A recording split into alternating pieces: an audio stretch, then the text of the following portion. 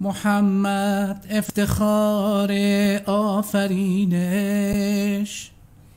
جهان معرفت دریای بینش، پناه پادشاهان و امیران،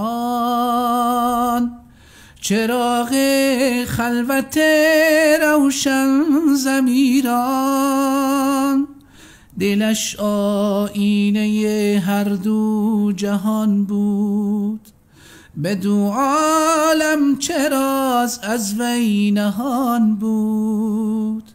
براق آن شب که بر 7 آسمان راند، کدامین رمز و راز از وی نهان ماند.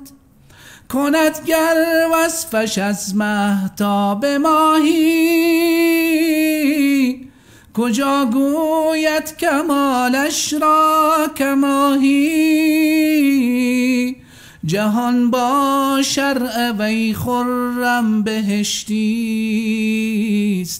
وگرنه دوزخ تاریک و زشتیست.